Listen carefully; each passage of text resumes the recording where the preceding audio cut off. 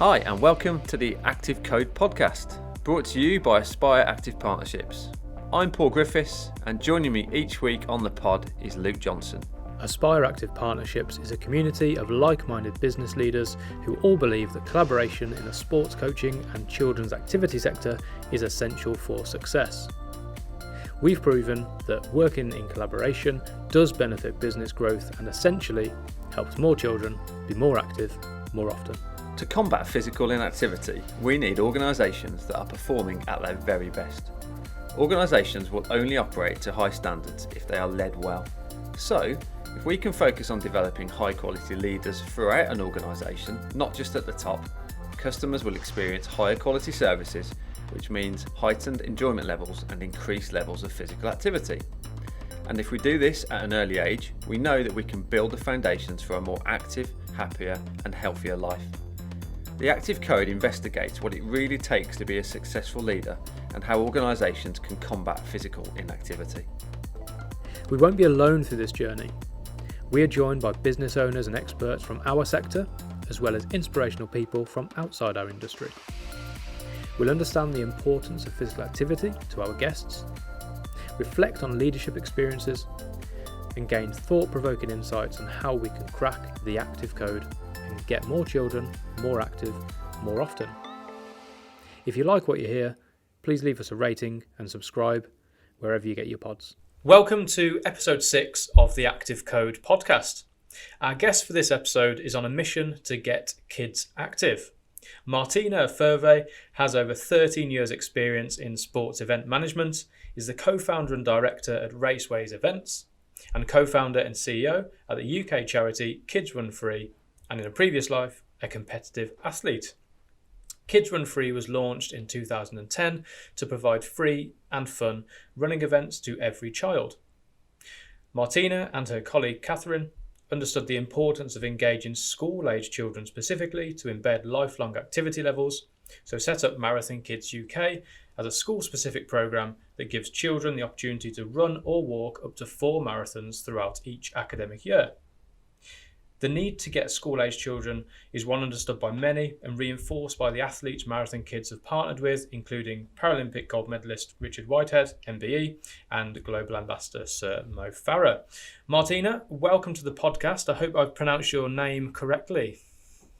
You did, Luke. Thank you very much. And what a glamorous introduction. Thank you. I've tried to summarise your professional life into a very short introduction there, but could you tell us a bit more about your professional journey? I guess it's a slight interesting one. Well, I started off studying food marketing management, and which I enjoyed, and I literally studied what I enjoyed. Then finished with that, I wanted to go into catering. So I opened up a pancake bar called the Double Dutch Pancake Bar in Sheffield. Really, really enjoyed it. And I enjoyed it for many years till, I became pregnant. And then by that time, we had already moved down south. Some of the pancake bars were franchised out, still in Sheffield. And I took a couple with me to the south. And then at one point, one of my people was supposed to be working, but she couldn't because she was ill. So I had no other way than go and run the pancake bar as a market stall. But I already had one child, and it was only a baby. There was nobody else to take care of the baby. So of course, I went there with Jefferson, and I found myself breastfeeding whilst cooking a pancake for a customer. And that really was the straw that broke the camel's back. I thought to myself, I can't stay in catering with my children. It just doesn't really fit. I'm going to have to do something different. Now, already 2 years before that, I had started with Catherine organising running events for adults. So it was a quite smooth transition. And that really was just for the fun by the side of it. But it ended up being a very smooth transaction to move away from the pancake bar and move into more of the organising races. And it was really good fun. And the kids, and I could be breastfeeding my kids whilst I was working. So it was just the perfect package for me. Um, Sounds like that was the only thing important. But to me, my children, I was very happy to have children. I didn't want to pass them on to somebody else, but nor could I stop working. So I kind of had to create the world around me, what fitted for me rather than what fit the more normal society, I would say. And then looking at the races for Raceways, there was one thing that really frustrated me. We had at one point, we had 1,000 runners on the airfield, and there were loads of partners who had their children in pushchairs. Even children just age 3, they should be walking, they have walking shoes on. Why are they actually in a pushchair? And that made me really frustrated. So we decided, Catherine and I, that we would start organizing running events for children. And that didn't go down very well, because the only things that the parents would say was, my child doesn't like running, my child can't run. When I take them out, they run away. And I thought, well, for all of those reasons, please let those children out, because they need to. And that is when Kids from Free was born. So yeah, I went from catering into organizing events for adults to organizing or helping people to organize events for children. That's really the path that we took, because that's what Kids from Free does, now called Marathon Kids. Brilliant. So pancakes through to physical activity. It sounds like physical activity has been a big part of your life. So what does the phrase physical activity mean to you?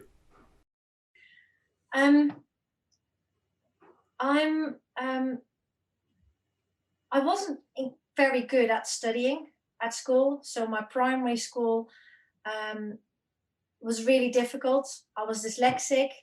I've got ADHD, which has only very recently been diagnosed with, just because of the diagnosis to my children, really. So for me, being at school, sitting still and not being able to read, and then that whole package just didn't work for me.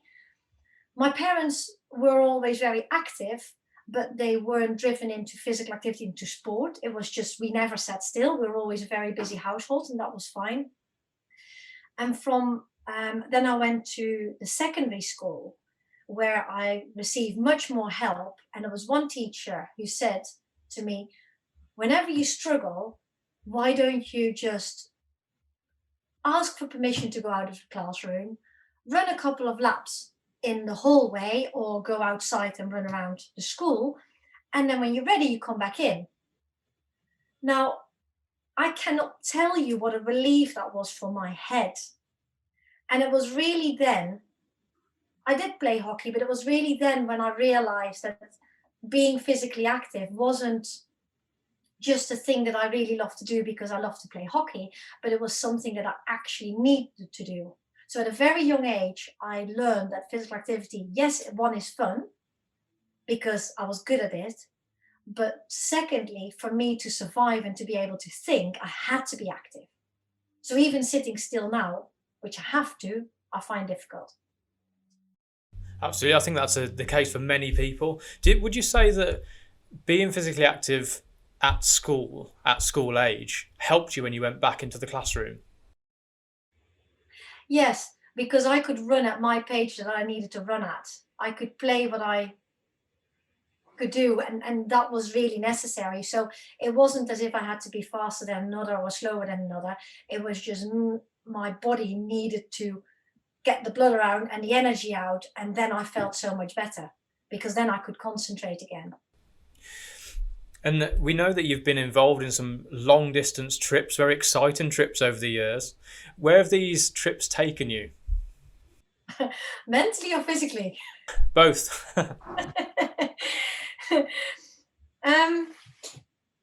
So I guess I like long distance. I like to, it's only after about 3 days that I come to my own and I can keep going.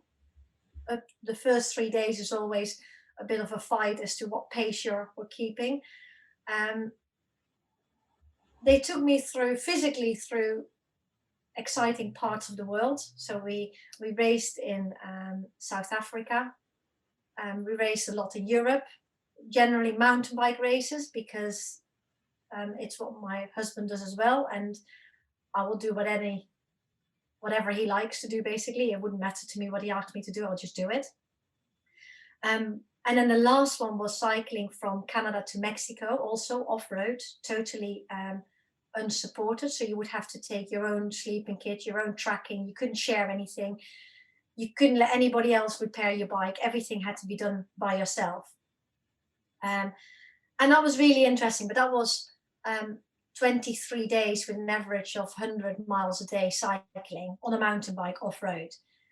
And where did that take me mentally? I guess the hardest thing I found was not being with my children. But to be able to just be with your head, your bike, the weather, the surrounding, it gives such an enormous calmness from inside. Everything that's in you slows down, which is really interesting, because when I came back and I drove the car into town, I thought, oh my goodness, there's so much input. I can't cope with this anymore. I don't know if I can drive. And normally I'm actually quite speedy driving, but you learn to have so much less input. It's a very, very bizarre experience. It's very different. It taps into very different parts of you. And I think resilience is one of the main things. It's always something that's really fascinated me, Martina, that these kind of ultra endurance events, you'd probably class them as. I mean, never before have I even contemplated riding a bike in excess of 100 miles, let alone down the coast from Canada to Mexico. Over what period of time? Was it, say, 28 days? 23 days. 23 days. I mean, it's just unbelievable achievement to have done that. What fascinates me on this is how do challenges like this, because I know, I think it's like a drug, isn't it? Once you do something like this, you get pulled in. I've got friends and family members that have done things like this that I've not dipped my toe in the water yet, and it's maybe something that I should start to look at doing. Maybe not start with the Tour Divide, but maybe on a little lower scale to start with. But You need a partner or a club. okay, what how did these challenges transfer across into your business role and your leadership role? I'm to an extent quite oblivious of that. I very much live in what it is, what I am. I don't necessarily translate what I do. I just go and do it. Even for that event, I didn't really have the perception as to how hard it would be, or even when I did it, how hard it was or had been. It just is. And I am just what I am in my work. I guess when I see children struggle, it is then that I try to give a good experience of what I have and what the feeling can bring when you feel good in yourself and in your physical activity. So to me, physical activity isn't necessarily an achievement. To me, physical activity is something one does. And I think if we can get children to understand that physical activity is something that you do, because it is something that makes you feel good, and there's a good balance between your physical activity and your mental activity, and anything that's in balance will ultimately function better. So it's not a performance that will then therefore translate in how I motivate people, but it is the actual being active and how one feels whilst being active, and showing that actually everything is possible if you just allow it to happen. Yeah, sure. I suppose We have this mindset, people can't do it, children can't do it. And that's because we think we understand far too much. So even when we have children running marathon kits in the parks, we have parents saying, oh, but they can't run any further. Shouldn't they have a drink? No, that's just what we teach our children. you don't ask a child in Ethiopia that has to run 10 kilometers to school and back if they need to stop for a drink, if they can actually do it. They do it because they do it, because our bodies are made to do it. Yeah. It really is that simple. It isn't more complicated than that. Yeah. And it says learning experiences. And, I guess the challenge at one end of the scale, we've got Martina doing these ultra events, which is amazing. And you would probably never have done these events if it wasn't for the upbringing you had as well. So if we start focusing on the what marathon kids do and that whole pathway, how do we promote physical activity to others, especially those that aren't engaged in activity or sport? With incredibly gentle and with joy, because it has to be fun. If it's not fun, it's not going to happen. And therefore, so my brother used to say to me, it doesn't matter what you're going to study, as long as you like it, because then you will study and you'll do better. And with that mindset, I went to study food marketing management because I love the idea of it. It doesn't matter what you do, as long as you do it and as long as you make it fun. If you want to do cartwheels through a park and you want to do that with your friend because you like to be dizzy, then that's what you do. So I think tapping into the enjoyment of being physically active and making it really exciting is what it is all about.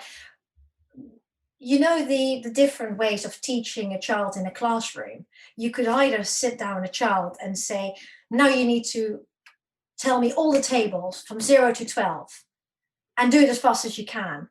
Or you can sing a song together. You could wonder what children like most, and you can wonder what the outcome is. That's exactly the same with physical activity. Yeah. And I suppose the fun, excitement, and the enjoyment is crucial. I think we miss that a lot, don't we? Unfortunately, far too many times, even as parents, sometimes we're kind of widen the mark on that. We've got to make sure children are having fun. They're excited about the opportunities that are put in front of them, and they enjoy them, because otherwise they won't do them. So you're right, it is relatively simple. So why is there a problem at the moment? I think this week Sport England came out with a survey post-pandemic, and 69% of parents believe that their children are less physically active now compared to a year ago before the coronavirus pandemic. So pandemic aside, we know that this data is probably going to get worse before it gets better with regards to the pandemic. But pandemic aside, why is there an inactivity problem at the moment, Martina? Obviously, it's an opinion rather than a fact. I try to be as objective as I can be. But in my opinion, it is because we are hunter-gatherers, and it is in our nature to be lazy till we need to hunt and gather, because that's how we survive. So naturally, we are animals that will do the absolute least to survive. And therefore, we are building a society that facilitates laziness. It is easier to drive to a shop than to cycle to a shop. You will feel safer driving to a shop than you feel cycling to a shop. Who's got up off the sofa over the last 3 years to change a television channel? I don't think anybody has, because it's facilitated that you don't need to do that anymore. And then when we go a step further, if you're a parent, you still are a very lazy animal, because that's what we are, except for when you have ADHD, because that is not the normal way of being. It is easier for you to turn the television on or allow your child to sit behind the screen and play a game, because you don't need to go and look for them. They're not going to hurt themselves and break their clothes. You don't need to wash their clothes anymore. You don't have an argument because they're sitting behind a screen. It's just easy. And we want easy. Everything we have around in our life is because it's easy. Why do you have a child in a pushchair at 3 years old? Because if you don't, you're going to have to teach your child that he can't just step off the pavement. You're going to have to hold the child's hand. If you don't, they're going to start running when you actually want to be looking at some clothes. It's not easy, so you don't do that. And if they cry, you give them an iPad or you give them an ice cream.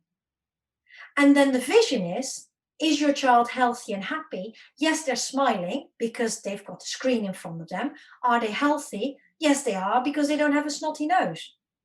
At no point in time are we educated to look at, are the bones developing well? Are they physiologically developing well? Is their cardiovascular system developing well? We don't know that because we don't understand it. So we only understand simplicity and what's easy to us. So that's where we are. So on that fun and easy topic, Martina, at Marathon Kids, how do you make it fun and easy for people to take part? We have 5 pillars. One is goal setting, because if you set yourself a goal, you've got something to go for, which is, if I want to gather this many berries in order to survive. I need to hunt for this animal to survive. It is a mentality again. It is what we are about. So you set yourself a goal, and then you make sure that you track, because otherwise there's no point in setting a goal. And then you reward, because if I've gathered the berries, then I can eat and I'll survive. So rewarding for what you get and what you're doing is really important, because otherwise there is no reason to keep going. If you're just getting something that you can't eat, and that is your purpose, then why are you doing it? So rewarding is really important. The celebration is another pillar. You celebrate the beginning of an end, so you actually create a package. You begin on something, you start tracking, and then you celebrate the end event. And then lastly, but to me most importantly, is role modeling. And that makes that we understand what fun is. If you have, for example, if we look at the teachers in the schools, or we look at the parents in the park, before COVID, our team used to hand out the elastic bands. So the children run laps. Beforehand, I asked them, how many laps are you going to do today? I'm going to do 5 laps. Fantastic. Well done, in 20 minutes. And in every lap they do, they get an elastic band. The laps are small because that way they can only concentrate for a short amount of time. So it has to stay fun. We play music, so there is an engagement going on, because that is something of this time. People like music, children like music. Then they collect an elastic band every time they come around, and they can show how well they're actually doing and how close they get to their goal, that they can either beat their goal or they're satisfied with what they're going to achieve. But if you have the parents just standing by the side, not appreciating that a child is about to reach their goal, it falls down. So the parent being involved and everybody else being involved and running with them, or even walking with them and handing out the bands, which we had to do because of COVID, it massively improved the engagement between parent and child and how far the children were running. Just because the parent is going, oh, well done, here's your elastic band. Because they wanted the parent to say, well done, not me, not anybody of the volunteering team, no, their parent. So that is how important role modeling is. And that's how we make it fun for children and engaging for children. What impact have you seen over the pandemic, Martina, with regards to Marathon Kids? After the first lockdown, we were able to open up the parks again.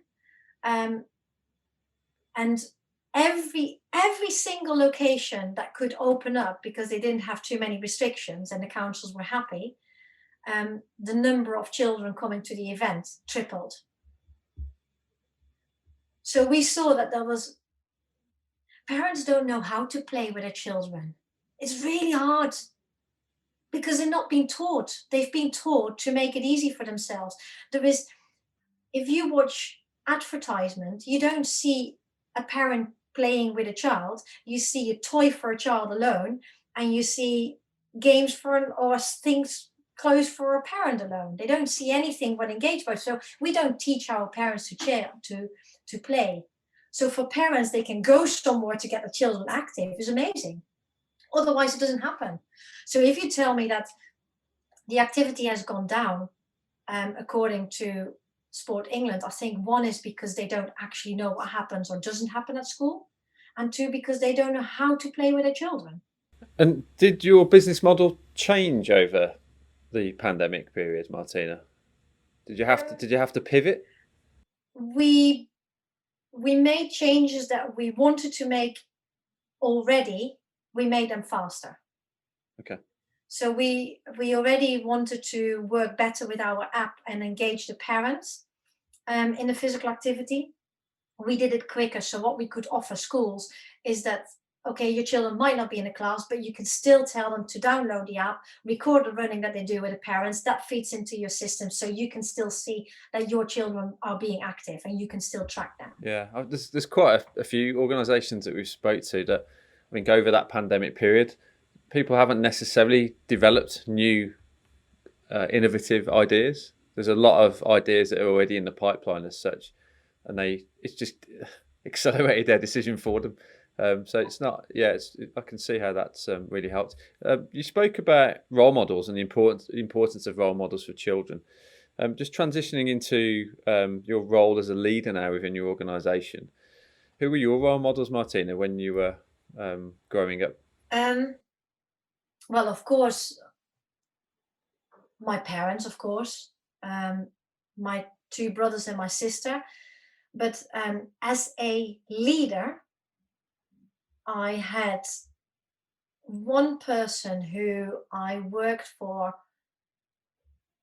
when I wasn't actually, I went into catering very young because my dad owned a laundry, and it was my worst nightmare to work in a laundry. So when I had to start working at age 14 in the laundry, if it wasn't even earlier than that, I should have not been, but I was. After 1 year working in a laundry, I basically, by the next summer, I had myself a job in catering because I couldn't bear to work in the laundry again.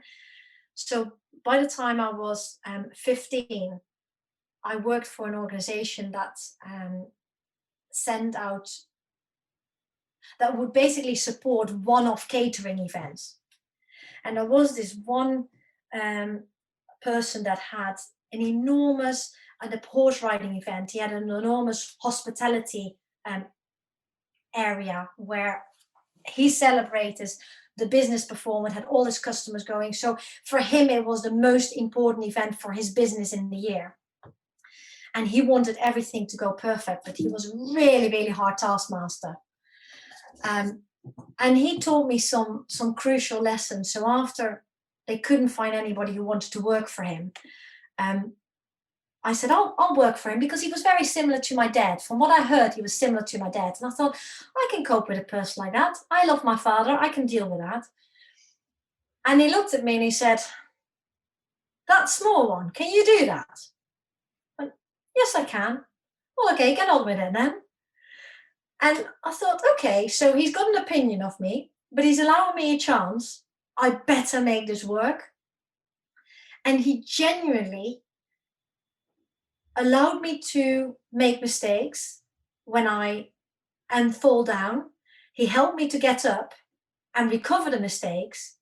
And he said to me, you can make as many mistakes as you want to, but you only make them once. Get on with it and do the best you can.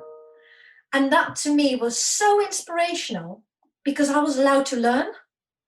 I didn't know it all because I was far too young to know it all. I was much younger than the other ones that had been working for him. but he gave me an opportunity to learn by my own mistakes, and he picked me up every time I fell, and he rewarded me massively at the end of it, how I've never been rewarded in my life. And he's been, still now, when I think of good examples of how I should do it, I would think of him. And that was when I was 15 years old. That was definitely my most inspirational leader. And a great learning experience there. I think there's far too many people that we come across that kind of fear failure in a way, and they're worried they're going to get told off, and it comes back to childhood, I guess. And at 15, to have that message given to you, and I'm assuming it's something you've kind of kept now, and you try and practice it yourself. But I think it's so important for organisations to let people fail and learn from it. Like you say, we don't want continual mistakes, but we certainly don't mind people making mistakes as long as they learn from it and they improve as a result of it, and the organisation improves. So yeah, really interesting. Thank you for sharing that. You're welcome. Yeah, the improvement you get after failure is many times more than not trying new things. Yeah, absolutely. It's interesting, actually. So your family have got a history in business, and you went into a completely different sector of what you're in now, in catering. So I think this clearly the entrepreneurial spirit and the skills that you've learned over that time. I'm assuming, silly question, but I'm assuming that's helped you to where you are now in the Marathon Kids setup. That was never a silly question. Yes, it did help me a lot. And I still use my brothers and sister and my parents as a sounding board. Not a gentleman anymore, I'm afraid, because he died a while ago. But yeah, I think the Double Dutch Pancake Bar was successful, but wasn't as successful as I would have liked it to be. So even there, I realized I am absolutely not a marketeer. And if I start again, I need to make sure that I get marketing people around me, because that is my weak point. You always try to improve your weaker point. But so you train to your weaker points, but you race to your strength. So when it matters, you need to make sure that somebody fills up your weaker points. Definitely. And an interesting point there, Martina, is you've surrounded yourselves with experts like someone to concentrate on marketing, because you realised that wasn't a strength that you would kind of continue with. Just on the point of your colleagues and your team that you lead, what do they say about you as a leader? I had to ask them. Maybe I should have known that already, but some interesting things came out. Direct, fair, chaotic, dynamic. That was somebody who was trying to be more sympathizing rather than chaotic, but I know I am. Role model, which I definitely am not consciously. It is just, as I said earlier, it's just what I am. I'm not consciously trying to be a role model. And I think that the kind of last thing, the conclusion of it all was that I'm a shark. And I wasn't sure how to take that one, because there's many ways of taking that. I've got my teeth in it. I won't let go anymore. And I don't stop moving. But as I said earlier, there are many more other qualities to a shark that I would like not to have, if that's what they refer to. So an apex predator, Martina, is that what they're saying? Possibly. We might have to have conversations afterwards about this shark bit. Getting that type of feedback from your colleagues, did you find that useful? And is it something that you would do moving forwards, do you think? Yes. It is also... I guess you can. I'm not a very good communicator, so I'm really working very hard at being a better communicator, because I realize that you have to say things more than once to make things happen and to get it across, and you have to say it in different ways. I'm a very black and white person, so I say it once and I assume it's done. Doesn't work like that in life, so I had to learn that And that's something that will never stop. I am just a really poor communicator, and I'm working very hard at that. But for example, the fact that I'm chaotic or dynamic, it also, I know that when I take on people, that I always say, I'm there if you need me, but I'm not going to tell you exactly where I go. And if you can't handle that, then don't take the job, because I'm just leaving you to find your own feet in the hope that you're going to make that role bigger and better and different from what it currently is, rather than saying, this is it. And that might come across as chaotic, but it might come across as dynamic. It might come across as she has no clue what she's doing. But it works for me. And that's maybe very selfish, but then, as I said, you try to improve your weaknesses, but you race to your strength. Yeah. So autonomy, you give that to new people that come on board at your organisation. How else do you build better leaders or create better leaders? I have the belief that everybody I take on needs to be better at what they're good at than I am. So I will drive them to be the very best that they can be, and they will lead. They will ultimately lead what they are best at. And I'm very happy to listen to that. So people become leaders because they feel that they have a space to lead. And if you don't push it, people lead as much as they can lead, rather than over pushing it and then breaking.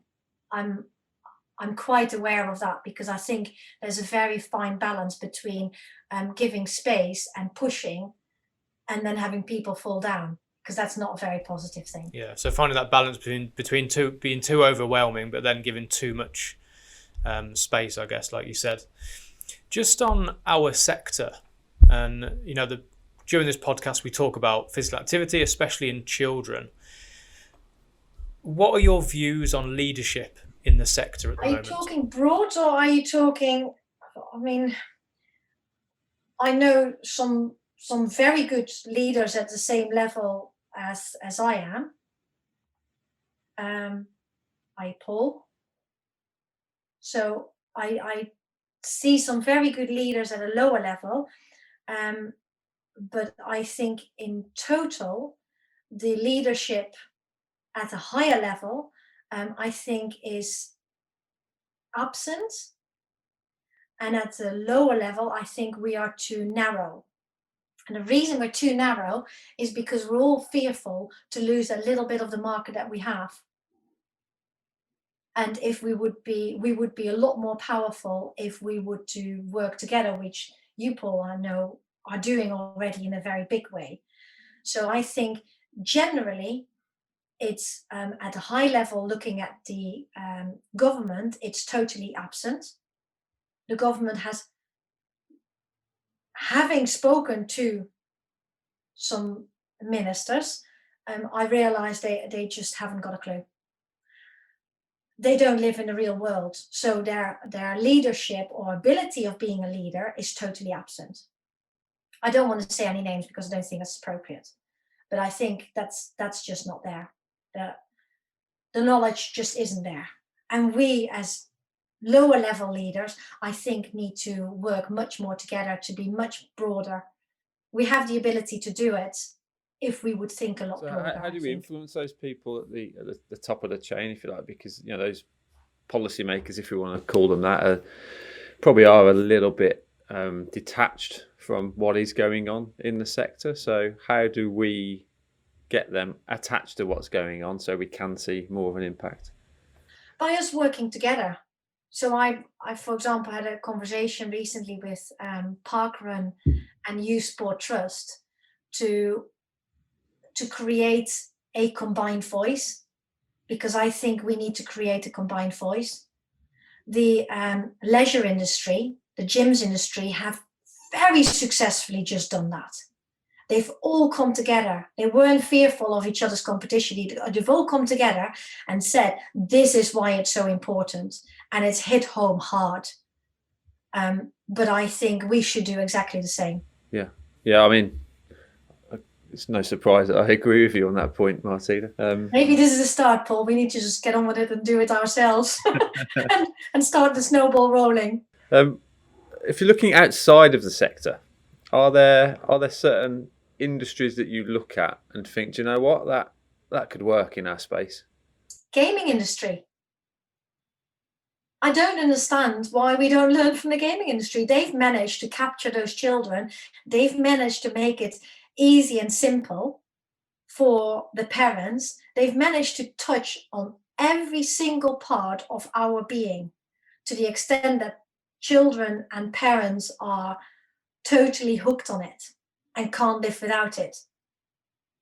Well, that would be a first learning point, I would say. What is it? I mean, I'm not a gamer, but I know people that are, and obviously young people that are. But what is it about that sector, Martina, that we can take from it? Because you're right. If we could take an ounce of that and put it into what we do day to day, it'll have an impact. Making it simple, making it accessible, making it literally breaking down every barrier.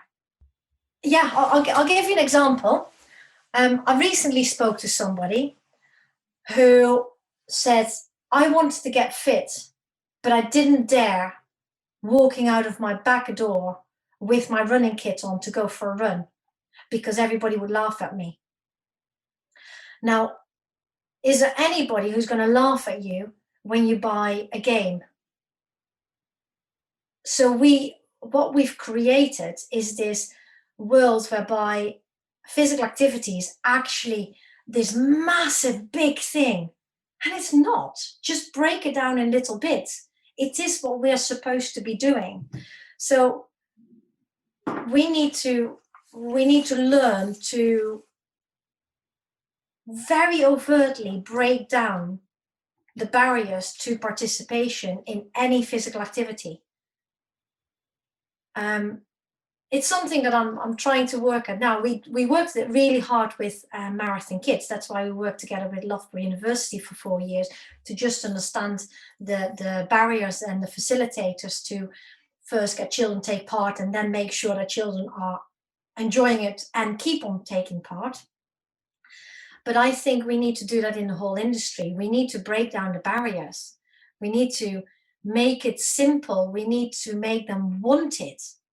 And now if you see advertisements of, and I'm doing that because I think it's the worst. If you see an advertisement for women's clothing, it's hardly when they are working hard, when they're glowing rather than sweaty, when they are in a position of really working hard, bright red head. That doesn't happen. That's just not done. It's not glamorous. Well, if that is done, and if that looks good, and if that feels appealing, then you might want to inspire and actually go out. We need to market different. We need to market ourselves different. Do you think the sector is, I don't think commercialised is the right phrase to use, but I'm going to use it, but the people in our space, do they need more of that commercial knowledge about, not in a way of growing a business, but in a way of engaging more people? It's like a teacher, a PE teacher who loves physical activity, and then that child recognizes a runner, for example, who runs really beautifully. That's really hard not to focus on a child and look at a child, but it is what we need to get the knowledge that we get every child on board and we make it exciting for every child. And that's really difficult because I think our whole industry is looking at people who are good at it and are advertising with people who are good at it. And that's what we shouldn't do. We should be advertising people who are not good at it. We need to turn it around, because the people that are good at it are doing it anyway. It's the people that are not good at it and have had a really horrible experience when they're younger, and physical activity was just the one thing that had to be done, and possibly in shorts in the cold weather and in the rain. you need to turn around. It had to be fun. It has to become fun. And I think that goes back to a message I found on the Marathon Kids website, Martina, that you at Marathon Kids put an emphasis on personal achievement rather than competition. So it's a similar message in the way as you're not saying that everyone needs to become an elite runner if, you know, through participating in physical activity. Everyone's got their own achievements that they can make on a personal level. And it's not necessarily even an achievement. It is just the fact that you realize that physical activity is part of your mental health and well-being. If you realize that if you've just gone for a good walk and you sit back behind your desk and you feel therefore better, that's what you need to teach your child. It's not necessarily always achievement. So I run every morning 5 kilometers. And why do I do that? Because I want to improve my personal best running? No, I do it because it's part of my mental well-being. It's not my physical well-being because maybe it's not very good for me, but it is very good, much part of my mental well-being, and I feel good about it. If I want to race, then I can't be running every day 5 kilometers. So I think everybody needs to put the sticker on their own, in their own way, what they like. Same as the gaming industry. If you have that, the gaming industry allows lots of different possibilities. You can game with your friends, you can have a competition with your friends, you have different ways of gaming. It can be personal, it can be big group, it can be one person. All those opportunities are given. And physical activity is, you just have to be good at it. You're good at it, you're not. It's not what it should be. That's not what the gaming industry does. Every single child feels good enough, and every single child gets rewarded when they've found a little package and they've beaten something. It is just the simple things. And you've taken that on board at Marathon Kids, I guess, because like you said, when a child does a lap, that they get that elastic band, and that's that personal achievement and tangible reward, isn't it? Every time they go around that running track. Yes. And is that the downfall of, not downfall, is that the disadvantage of other programs such as the Daily Mile, where there's not enough, okay, there's a huge amount of government investment gone into it, but we don't really see what impact it's having? We're getting a bit of feedback back, from schools and children that are taking part, and without a doubt, I'm not saying that the Daily Mile shouldn't exist. It has its place, but the way it's been portrayed in some schools that we're aware of, well, not everyone likes to run. So if they're seen to be forced to be running, it's not great. Not everyone can do a mile a day. And when they are attempting it, a lot of schools aren't actually showing the data. They're not showing how far children have run, and it becomes a little bit of a mess. And I think, as you've alluded to in this podcast, if we want to improve on things, it needs to be simple. We need to portray the impact it's having. But yeah, it's a bit of a kind of disjointed approach on some of the programs. The concept of running daily, I think, is an amazing concept. And for some people, it really, really works. But I think for a lot of people, it doesn't suit the mentality of a human being. As I said, we're hunter-gatherers. We need to know what we're achieving.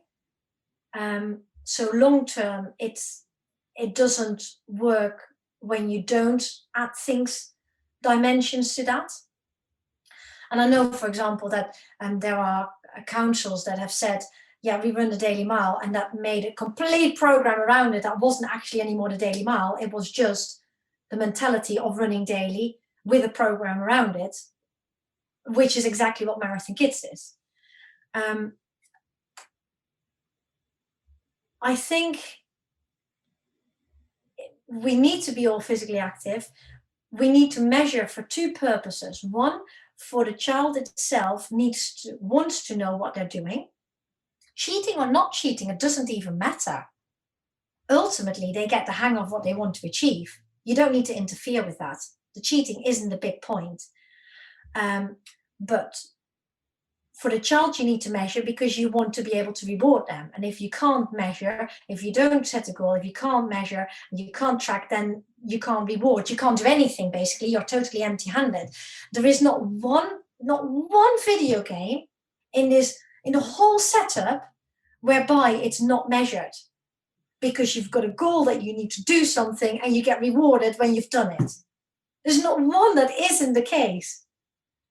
So how we can think that that is a good thing, I don't know. And then on the other hand, from a organizational point of view, I don't understand how we can put money towards something that you can't actually measure, and you have no impact measurement or output measurement, because you don't have either. And of course, if you send out a mass questionnaire, and the answers generally in the questionnaire will be overridingly good, because the people that are not answering the questionnaire are the people that are not interested. And if you only have a small percentage of answers, you can't therefore multiply that. So therefore, you haven't actually realistically measured impact or output. And we've gone very unscientific about measuring. But let me be very clear, measuring for the purpose of an organization and the government is a very different purpose as a measurement for the person itself. We can just use the same tools, but they both have a very different reason. Absolutely. It's good to get those thoughts, Martina, and I think data's a key message that comes from that, from your side, which is really interesting. Just to round off the podcast conversation, if listeners wanted to enhance their leadership skills and business function, what 3 books, podcasts, or people would you recommend? I'm afraid I'm going to fail miserably there on 3. I'm sorry. As I said, I'm dyslexic. I've got ADHD. It's pretty damn impossible for me to sit still. And reading is probably the worst thing I have to do in my job. However, I've just very recently gone into audiobooks, because there was a book that I so desperately wanted to read, and I started it, I think, 5 times, and I just haven't gone past page 5. And I said to Brian, can you please sort this out for me? I want to get this book. And it's called Black Box Thinking. And that, to me, have you read it, Paul? Well, I see you nodding. Yeah, we've both read that book. Have you both read it? Amazing. Well, to me, Black Box Thinking is the book that you need to read to understand what you can do and how you can improve. So I believe, to me, that's a really, really good book. And I'm happy if I've got Audible just for that book alone. Yeah, it's a good recommendation. Did you recommend it in the past as well? Well, yeah, I think I must have read that book probably 2-3 years ago, and it's something that I think Luke read just after as well. And it's a book that 100% I recommend. It's just like you said, it's going back on this conversation. I can see how it kind of aligns with some of the theories within the book, and very, very simple approach that. In terms of especially the failure message that you brought out earlier, that we can't hide behind mistakes, and we've got to learn from them. So yeah, really good. And it's wonderful. It's great when you're allowed to make mistakes so you can learn from them, because the more you make, the better you can do it. Yeah. So you're more aligned to being a pilot than you are to being a surgeon. I certainly am. Yeah. I don't think I would fit. I think if you would fit me in the nurse business, I would be fired very quickly. I would also expect everybody around me to tell me where we think we go wrong. And maybe at times I give far too much ownership and leadership to other people. But to me, I wouldn't want to work any other way. I want them to totally own it. Absolutely. What one thing, Martina, do you think the sector and the organisations within it need to do to get more children more active more often? educate and just have that education backed by the government. If we were to start educating the same as stop, look, listen, I think it is. I think there's not one person who doesn't know what that means. I don't understand why we have stopped educating. I think because it is much better for the economy if we all sit and play and make our environment very efficient and very simple, and we can be all very lazy. That would really enhance our economy, but it doesn't enhance our bodies and our heads. So if we don't start educating, then we're fighting a losing battle. We can throw as much money against it as we want to. But if we don't educate parents that when we talk about health, we don't talk about a snotty nose. And when we talk about happy, we don't talk about a smiling against a screen. And we really, really don't understand what that means. Excellent. Very well put, Martina. Very well put. That concludes the podcast for today. If listeners want to connect with you on social channels, where can they find you? Go to marathonkids.co.uk. That's our website, and you can find everything about us. And it'll be amazing if we get more children active, because people feel passionate about getting their children to be inspired to be physically active. And I'm not saying to get them inspired to just run. No, what we do, we inspire to get them physically active. And running are the key steps to being physically active, because after that, doors open for you. And we are so made to run. Brilliant. Thank you very much for coming on the podcast, Martina. It was brilliant to speak with you. Thank you for having me. Thanks, Martina. Really appreciate your time. And see you soon. Join us next time for the Active Code podcast. Remember to subscribe to the podcast so you don't miss an episode. You can connect with us on Twitter @aspire_partners and find out more about us and the network at www.aspireactivepartnerships.co.uk.